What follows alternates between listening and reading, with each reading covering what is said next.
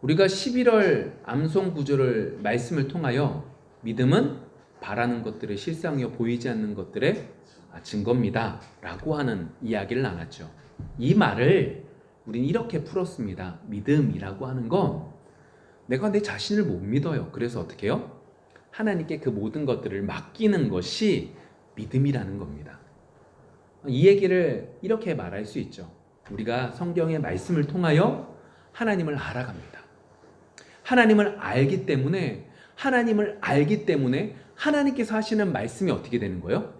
믿어지는 거죠. 세상적인 눈을 가지고 하나님이 하시는 말씀을 보면 말이 안 되는 말이에요. 그런데 우리는 그 말씀이 믿어지는 거예요. 왜요?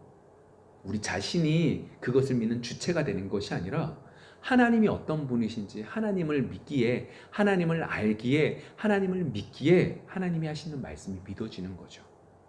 아브라함이 그런 삶을 살았습니다. 불가능한 얘기였어요. 아니 99세 때 100세 때 어떻게 아이를 낳을 수 있어요? 아니 우리 한 가정이 가서 어떻게 민족을 이루겠어요? 우리 한 가정이 가서 그 지역 일대를 어떻게 다 차지할 수 있겠어요?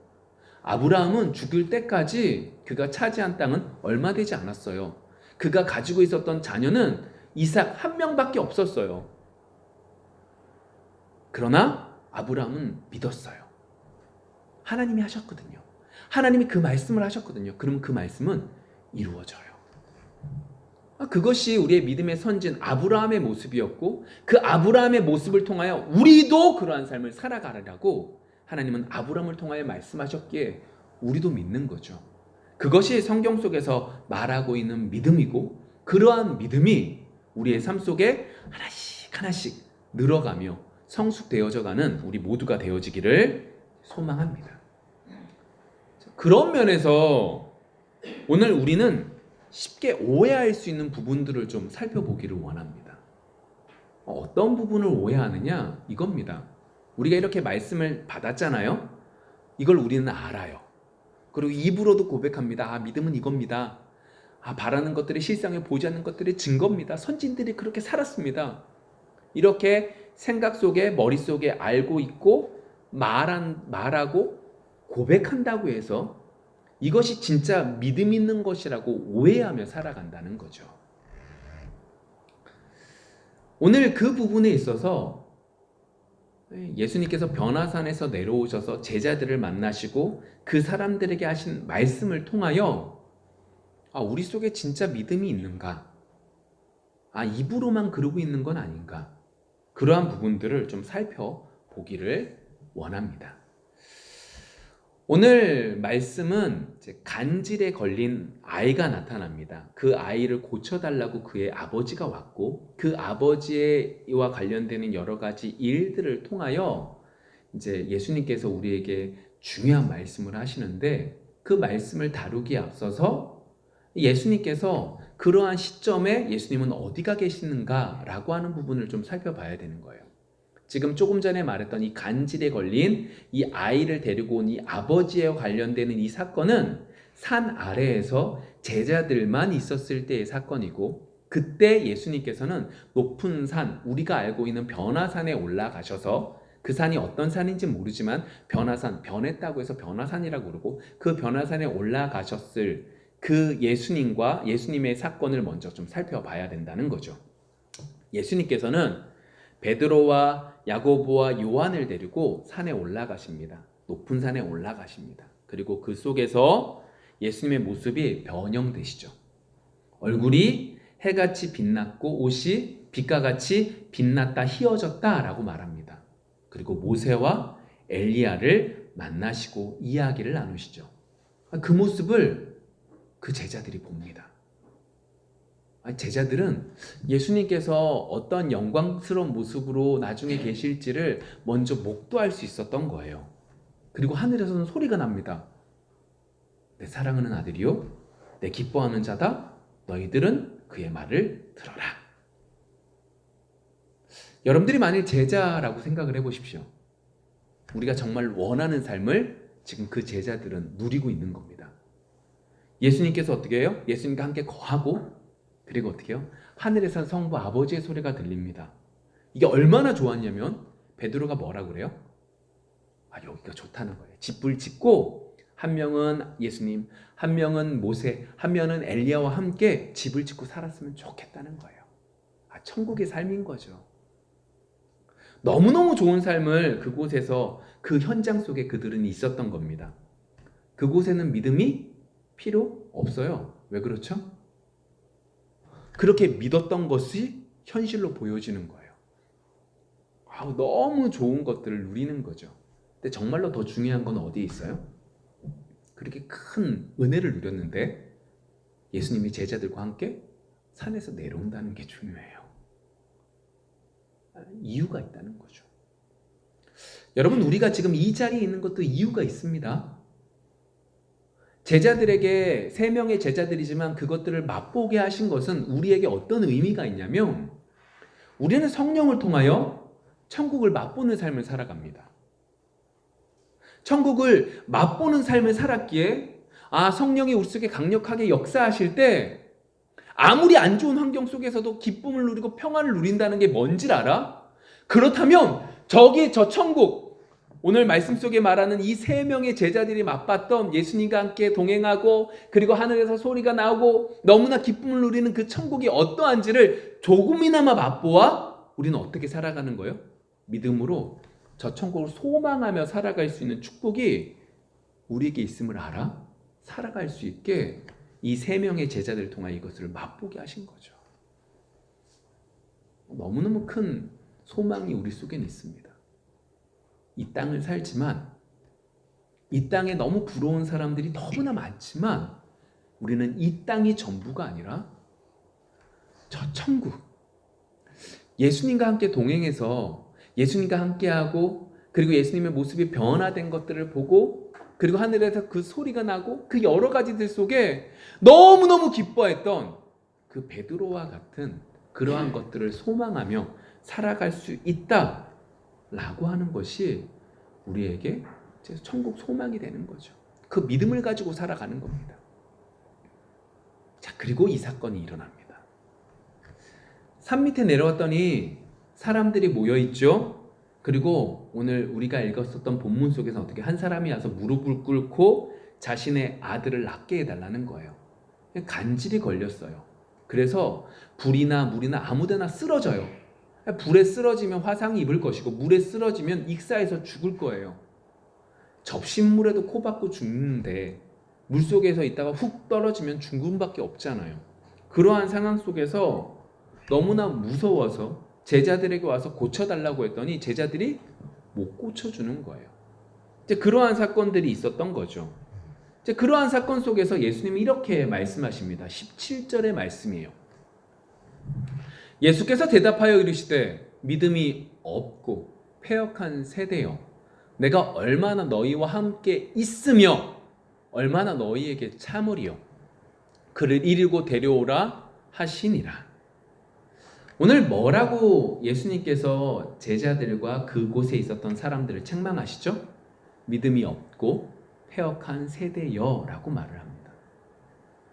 먼저 우리가 좀 생각해 봐야 되는 것은 예수님께서 이렇게 책망하신 이 부분이에요.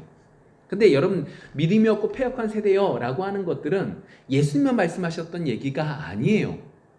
구약에서 종종 말합니다. 신명기서 32장에 보시면 이렇게 말을 하거든요. 19절과 20절 말씀인데 이렇게 말을 합니다. 그러므로 여호와께서 보시고 미워하셨으니 그 자녀가 그를 경노하게 한 까닭이로다. 그가 말씀하시기를 내가 내 얼굴을 그들에게서 숨겨 그들의 종말이 어떠함을 보리니 그들은 심히 패역한 세대요 진실이 없는 자녀임이로다. 똑같은 얘기를 해요. 뭐라고 말해요? 심히 패역한 세대요 진실이 없는 자녀다 라고 이야기를 신명기서에서 하죠. 이 신명기서 32장의 말이 어떤 말씀이냐면 하나님께서 이스라엘 백성들과 언약을 맺으셨잖아요. 이스라엘 백성들을 사랑하셨어요. 그래서 하나님의 때에 그들을 애굽에서 인도하시고 그냥 두신 것이 아니라 광야길을 인도하셔서 가나안 땅까지 가게 하시죠. 근데 이스라엘 백성들이 어떻게 해요? 여호와를 반역하기만 했다는 겁니다. 신명기서가 모세가 모압 평지에서 마지막으로 설교한 내용이란 말이에요. 마지막으로 이스라엘 백성들에게 다시 한번 말하는 거예요.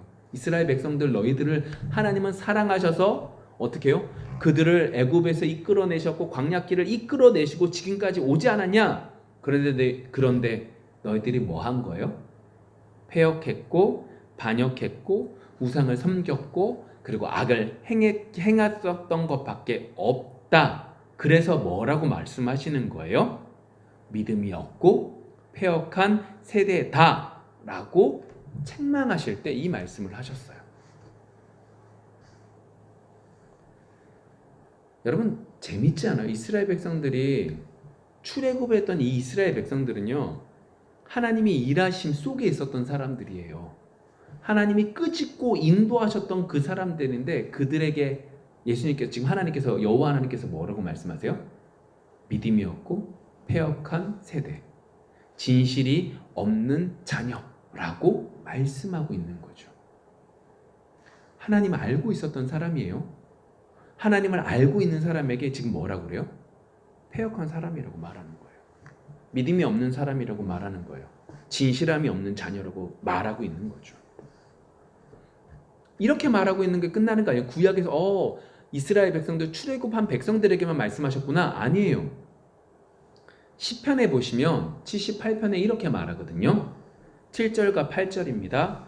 그들로 그들의 소망을 하나님께 두며 하나님께서 행하신 일을 잊지 아니하고 오직 그의 계명을 지켜서 그들의 조상들 곧 완고하고 패역하여 그들의 마음이 정직하지 못하며 그 심령이 하나님께 충성되지 아니하는 세대와 같이 되지 아니하게 하려 하심이로다. 자, 이게 무슨 얘기냐면 저를 봐주세요. 아삽이라고 하는 사람이 이 시편 78편의 말씀을 쓰고 있는데 이렇게 말하는 거예요. 이스라엘 백성들이, 아삽이 있었던 그 시대의 이스라엘 백성들이 그들의 조상들, 조금 전에 말했던 신명기서에서 말했던 패역하고 진실이 없는 그 자녀와 같은 그러한 자녀라는 소리를 하는 거예요. 근데 하나님께서 이렇게 되지 않기 위하여 뭐 또 허락해 주신 거예요? 율법을 허락해 주셨어요.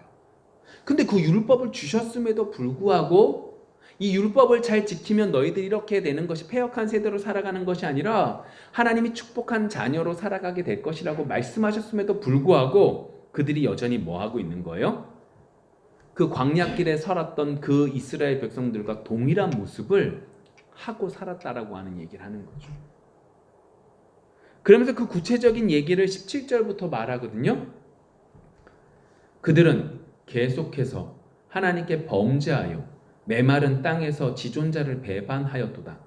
그들이 그들의 탐욕대로 음식을 구하여 그들의 심중에 하나님을 시험하였으며 뿐만 아니라 하나님을 대적하여 말하기를 하나님이 광야에서 식탁을 베푸실 수 있으랴. 보라 그가 반석을 쳐서 물을 내시니 시내가 넘쳤으나 그가 능히 떡도 주시며 자기 백성을 위하여 고기도 예비하시리라 하였도다. 그러므로 여호와께서 듣고 노하셨으며 야곱에게 불같이 노하셨고 또한 이스라엘에게 진노가 불타올랐으니 이는 하나님을 믿지 아니하며 그의 구원을 의지하지 아니한 까닭이로다. 아니, 여전히 똑같은 모습이 여전히 똑같아요.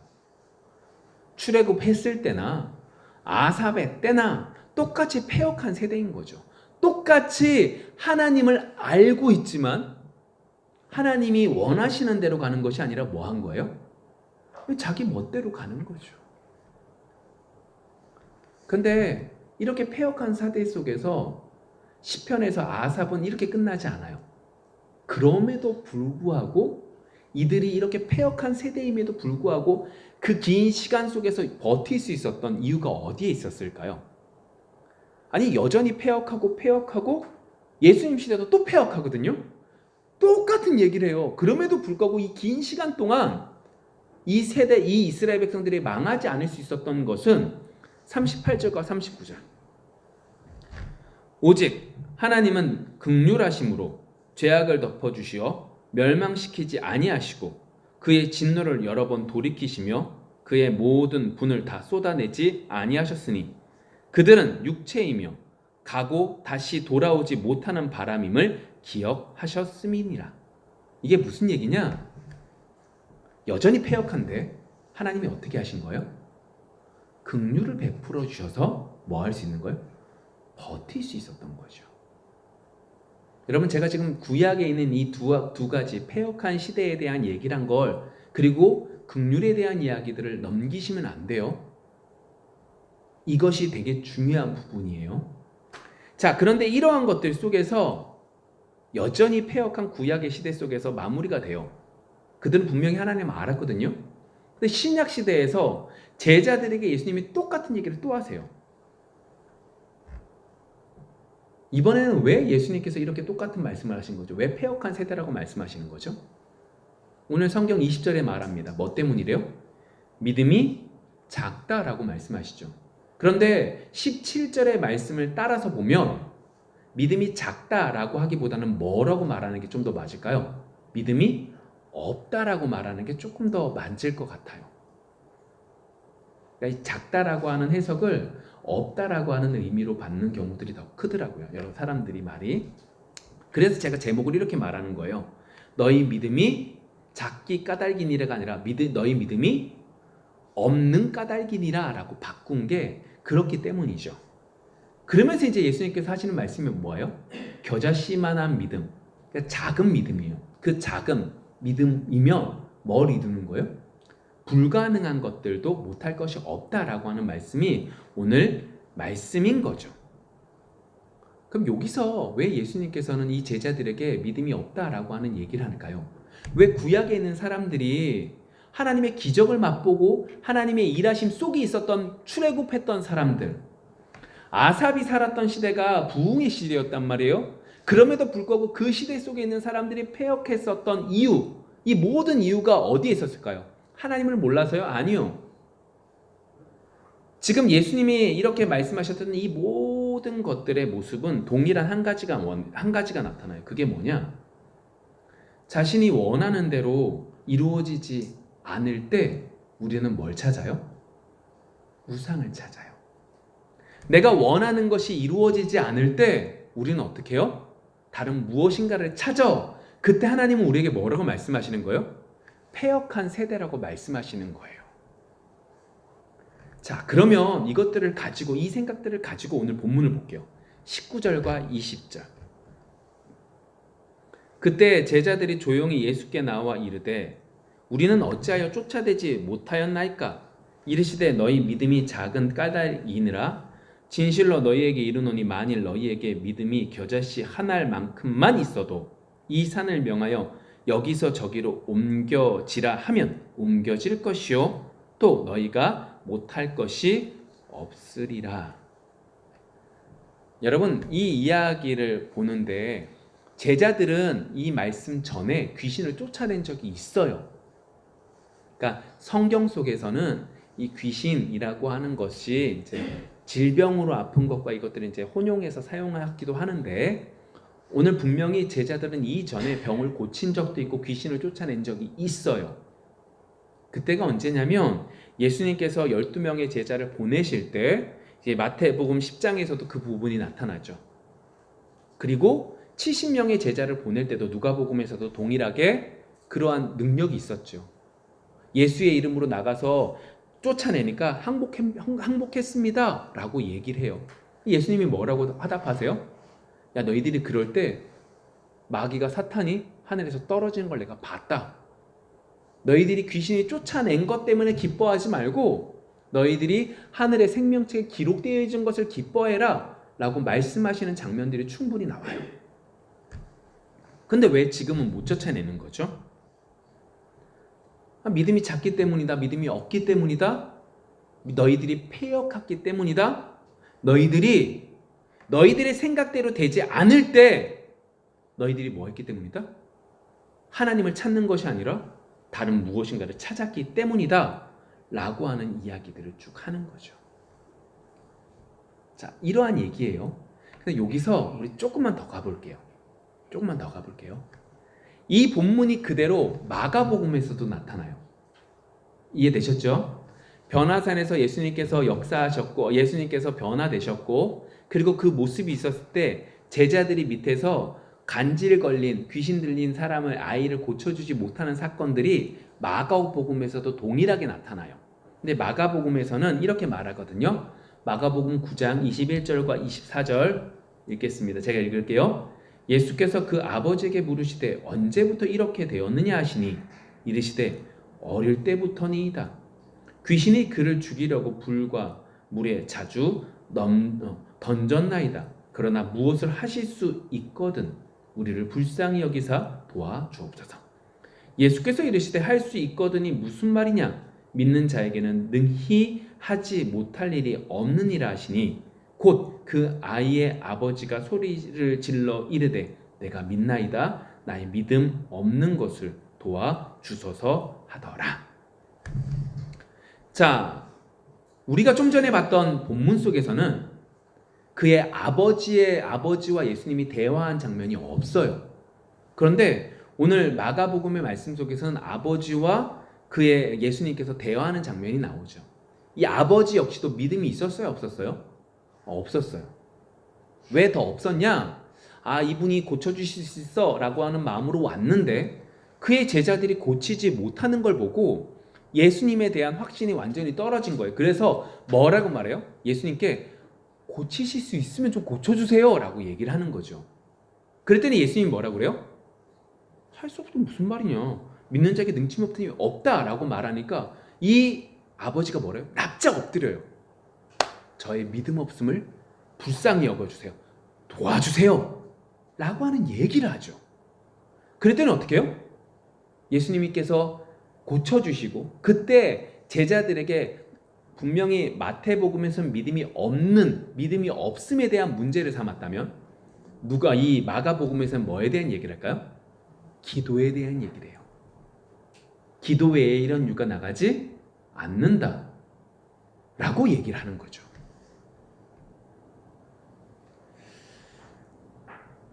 제가 지금 이러한 이야기들을 굳게 이야기를 하는 이유가 있어요. 사복음서는 예수님에 관련되어 있는 내용들을 저자에 따라서 관점들이 조금씩 달라요. 그러다 보니까 마태복음 믿음이 없음에 대한 부분을 강조하고 마가복음에서는 기도에 대한 부분을 강조한 것이 보이죠. 근데 여러분 기억하실 것이 있어요. 그렇다고 해서 이 두 가지가 믿음과 기도가 상충되는 게 아니죠. 이 두 가지가 함께 더해져 가는 거예요. 그럼 여기서 우리가 잘 구별하여서 보아야 될 필요성이 있는 거죠. 이번 11월 달의 얘기가 믿음에 대한 얘기였어요. 그러면 이 믿음에 대한 이야기들 속에서 우리가 잘 생각해 봐야 될 것이 있어요. 그게 뭐냐? 믿음이라고 하는 것의 주체가 누구예요? 우리가 11월 달에서 믿음에 대한 주체는 우리가 아니었어요. 내가 믿습니다 라고 하는 게 아니었죠. 내가 할 수 없으니까 누구에게 모든 걸 의탁하는 거예요? 하나님께 의탁하는 게 믿음이었어요. 그것이 누구의 모습이었어요? 우리가 믿음의 선진이라고 말하고 있던 아브라함의 모습이었고 우리 역시도 그러한 믿음을 가져야 된다라고 하는 것을 우리에게 말씀하고 계시는 거죠. 믿음이라고 하는 것은 우리가 주체가 아니구나. 우리는 아담과 하와가 범죄한 이후부터 우리가 주체가 되려고 하는 사람들이에요. 모든 걸 우리 멋대로 우리가 원하는 대로 하고 싶어하는 사람이에요. 그래서 믿음 역시도 우리가 무엇인가를 하면 믿음이 커지고 믿음이 더욱더 커진다라고 오해하고 살아가는 게 우리인 거죠. 그런데 우리가 구약의 말씀들을 통하여 배운 게 뭐예요? 왜 예수님께서 패역한 세대라고 말하고 있었던 거죠? 처음에 출애굽했던 그 이스라엘 백성들이요, 어떠한 사람들이었어요? 하나님의 능력 안에 있었던 사람들이었다니까요. 근데 하나님께서 그리고 모세의 평가는 패역한 세대라고 말했어요. 아삽의 때, 부흥의 때였음에도 불구하고 여전하게 그 시대와 동일하게 율법을 주셨음에도 불구하고 동일했다라고 하는 얘기를 하고 있는 거예요. 하나님을 몰라서요? 아니요, 알았어요. 근데 뭐가 문제였던 거죠? 하나님을 아는 것과 하나님의 말씀을 아는 것이 하나님의 말씀대로 믿는 것이 아니라 뭐가 됐던 거예요? 내 마음대로 더하거나 뺐던 게 문제가 됐던 거죠. 그걸 하나님은 뭐라고 말씀하시는 거예요? 패역한 세대라고 말씀하시는 거예요. 여러분, 왜 예수님께서 올라가고 계셨을 때 제자들이 이것을 고치지 못했을까요? 왜 못 고쳤을까요?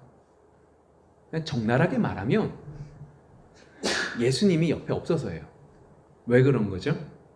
12명을 보낼 때 예수님께서 능력 주겠다고 말씀하셨거든요. 그 말씀만 믿고 나갔어요. 근데 지금은 예수님께서 그 말씀 하신 적도 없고요. 뭐 했었어요? 예수님은 지금 눈앞에 안 보여요. 근데 내 지금 눈앞에 있는 이 병자는 어떻게 해요? 고쳐야 돼요. 하나님의 말씀을 믿은 게 아니라 내가 예전에 고쳤던 그것들을 의지하여 뭐가 된 거예요? 그것으로 고치려고 하니까 고칠 수가 없었던 거죠. 여러분, 결국 우리의 모습이 딱 그거예요. 우리는요, 하나님의 말씀을 더하거나 빼요. 제가 지금 이렇게 말하는 이 말도, 이렇게 말씀 들은 이 말씀도 여러분들은 더하거나 빼요. 여러분들의 상황에 맞추어 그 말씀을 더하거나 빼죠. 말씀을 준비할 때도 저도 그러지 말아야 되는데 더하거나 빼요. 왜요? 우리가 죄악된 모습이기 때문에 그렇죠. 그렇기 때문에 우리는 언제나 어떻게 해요? 기도해야 되는 거예요. 왜요? 분명히 말씀이 이 부분까지 말씀하고 있는데 우리의 생각은 어떻게 해요? 이 부분까지 갈 수 없어요. 그래서 어떻게 해요? 더하거나 빼요.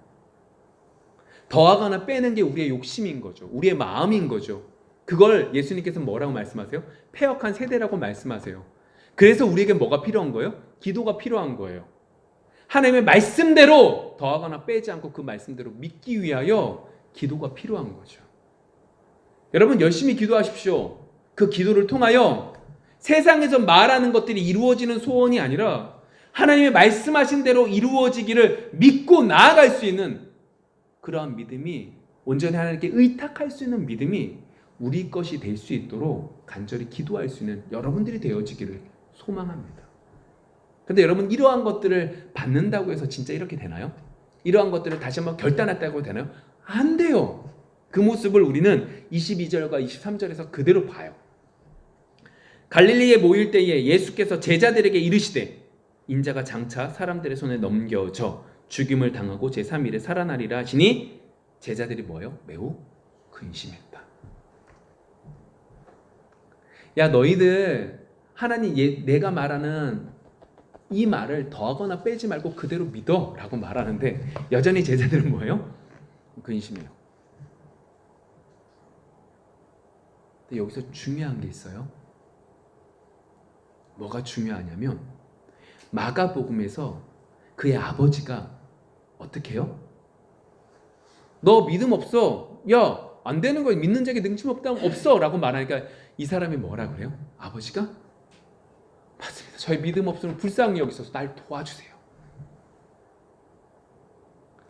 시편에서 아삽이 뭐라고 말해요? 이 패역한 세대가 예전도 지금도 똑같아요. 근데 뭐라고 말해요? 하나님의 긍휼로 인하여 우리가 지금 유지할 수 있어 라고 말한다니까요. 우리는요, 매일마다 무너져요. 매일마다 하나님 말씀을 그대로 받는 것이 아니라 더하거나 빼요. 우리 편한 대로 받아요. 그리고 하나님 말씀이 우리의 생각과 다르면 아멘 하지 않아요. 이만큼 입이 나오죠. 그러나 때가 되면 그 부분을 하나님은 알게 하세요. 그럼 우리는 어떻게 하면 돼요? 말씀이 그렇다면 우리가 어떻게 해요? 기도하는 거죠. 납작 엎드리는 거죠. 긍휼을 구하는 거죠. 믿음 없음을 불쌍히 여기소서 고백하는 거죠. 그것이 바른 믿음의 소유자가 가지게 되는 모습이 되는 거죠. 여러분, 이번 한 주 그런 은혜가 넘치기를 원해요. 여러분, 우리는 어차피 무슨 세대예요? 패역한 세대예요. 어차피 안 돼요. 말씀 맨날 들어봐요. 맨날 은혜 받았다고 하는데 우리 잘 생각해 보세요. 그 은혜라고 하는 건 목회자가 말하는 그 말과 내가 평소에 생각하는 생각과 동일했기 때문에 은혜 받았다고 말하지, 평소에 내가 생각하는 말과 목회자가 하는 말이 틀리면 은혜 받았다는 생각이 안 나고 이만큼 부하가 일어나는 게 우리예요. 그런데 그거 아세요? 하나님의 때가 되면 그 부분은 우리가 보게 하세요. 그럼 뭐 하시면 돼요? 기도하면 돼요. 어떤 기도예요? 고쳐주옵소서, 이루어져. 아니요. 하나님 말씀이 이런데 제가 이렇게 죄악의 모습이네요. 내가 이만큼 패역한 세대네요. 믿음 없음을 불쌍히 여기소서 온전히 주님께 의탁하게 하옵소서. 이 기도가 우리의 기도가 되는 이번 한 주가 되어지기를 원합니다. 여러분, 세상을 살아가면 부러운 사람 정말 많습니다. 안 그러세요? 우리가 걸어 다녀요? 뭐 있는 사람이 부러워요? 차 있는 사람이 부럽죠. 어우, 맨날 이사 가느라고 바빠요? 그럼 뭐 하는 사람이 좋아요? 집 있는 사람이 부럽죠. 안 좋은 집 있는 것보다 좋은 집 있는 사람이 부럽죠. 당연히 부럽죠. 안 부러우세요? 아니야, 난 안 부러워. 저 사람은 예수를 모르지만 난 예수도 알잖아. 그렇게 말한다 한들 부러운 건 부러운 거예요. 그럼 우리 뭐 하시면 돼요? 기도하시면 돼요. 뭐라고 기도하시면 돼요? 주옵소서. 이것도 감사하죠. 기도해야죠. 그런데 더 중요한 건 뭐예요? 하나님, 제가요 변화산에서 올라갔던 그 제자들이 봤던 그 천국을 소망하는 게 아니라 이 땅의 것만 부러워하네요. 믿음 없음을 불쌍히 여기소서 하나님께 모든 걸 의탁하게 하옵소서. 이것이 이번 한 달 동안 배운 믿음이라는 거죠. 이러한 삶이 우리의 모든 것들이 되어지기를 소망합니다. 기도하겠습니다.